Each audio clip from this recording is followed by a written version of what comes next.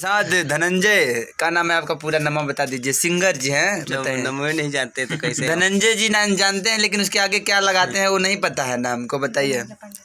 धनंजय पंडित पांडे। धनंजय पांडे जी के साथ आज हम बैठे हुए हैं, जो कि बहुत दूर से चलकर आए हुए हैं। मऊ जिला देवरिया गोरखपुर इलाहाबाद से सिंगर हैं, बहुत अच्छा गाना गाते हैं। इनका बहुत सारा गाना आप लोग यूट्यूब पे हमारे खेसारी जी हैं। अरे भाई खेसारी 2 कमर जैसे हिलाते हैं, लगता है कि बांस का कोई हिल रहा है। अच्छा तेरे तो महाराज जी तेरे बोलते जैसे पंपी सीट आवाज हौसा मत तेरे पंपी सीट नहीं हो।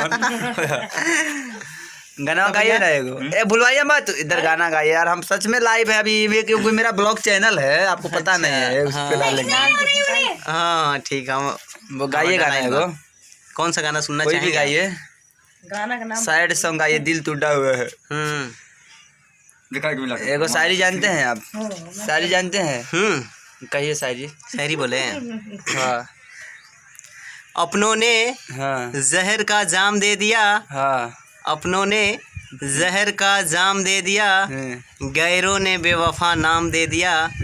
वो कहते थे भूल ना जाना मुझे, वो कहते थे भूल ना जाना मुझे, आज उन्होंने भरी महफिल में अनजान कर दिया। अनजान कर दिया। इसी बात पे शायरी याद आ गया, कफन में भिस्की बांध कर लाना हम कब्र में पिया करेंगे। क्या बात है, कफन में भिस्की बांध कर लाना हम कब्र में पिया करेंगे। इन लड़कियों से मिला है हमें दो काम, चुड़ैलियों से सेटिंग किया करेंगे। और गाना गाइए, अब मजाक हो गया बहुत ज्यादा। भूलवलो पबतिया कवनो भूलत ना बाटे, जिया गहुआ में आइला ता कुछ धध काटे।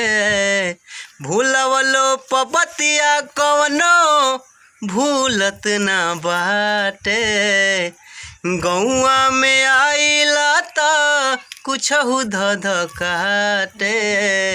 हो जैसे हमके सतावे तोहके हो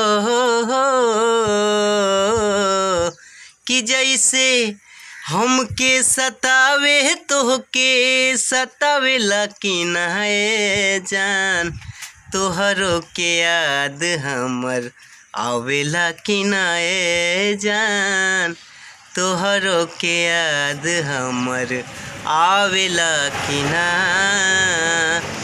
पहिले त फूलवा गुलाब हो खिल के, चहकत चिड़ैयन जैसे हमरा से मिल के हो। अब जब फेरेलू नजरिया दिल समझावेला कि नाए जान, कि अब जब फेरेलू नजरिया दिल समझावेला कि नाए जान, तोहरो के याद हमर आवेला कि नाए जान, तोहरो के याद हमर आवेला कि ना।